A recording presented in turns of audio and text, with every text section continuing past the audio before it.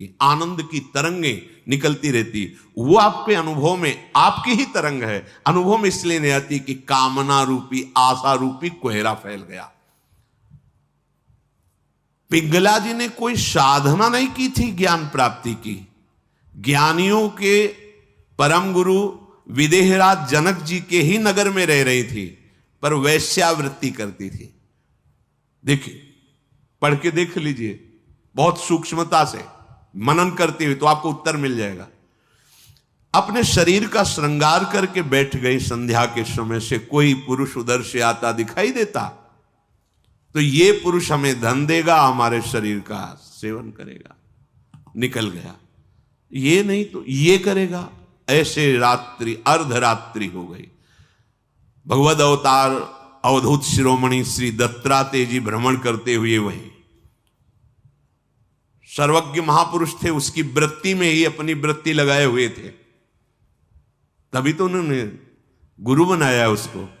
24 गुरुओं में पिंगला भी गुरु है, और बड़ा सौभाग्य उसका महाप्रभु हरिवंश चंद्र जी ने श्रीमद चतुरासी जी में भी उसका उदाहरण दिया। यह जो एक मन बहुत ठौर करी, कही कौने सच पायो, जहां तहां विपत्ति जार जुवती लो प्रगट पिंगला गायो। जब अर्धरात्रि हुई तो पिंगला को बहुत कष्ट हुआ। हाय, इस शरीर को बेच करके सुखी होना चाहती है, कितनी अज्ञान वृत्ति। आज से मैं निश्चय करती हूं, जो सेवक जी कह रहे हैं, छाण जंजार क्यों न निश्चय धरत, एक किन रमत हरिवंश बानी। ये तुम क्यों आशा की फांसी में लटके हुए हो? कभी तो क्यों ऐसा रखे हुए हो?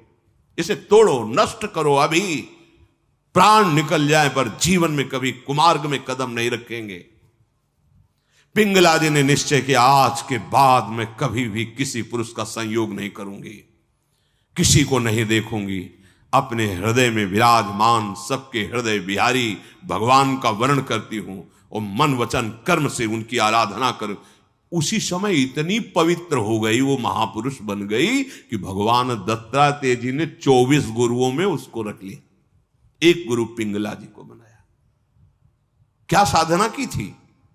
विरति हो गई अपनी वृत्ति से और निश्चय दृढ़ कर लिया, और फिर कभी फिसली नहीं। तो बड़े बड़े आचार्य कोटि के महापुरुषों ने निष्ठा के लिए उसका उदाहरण दिया।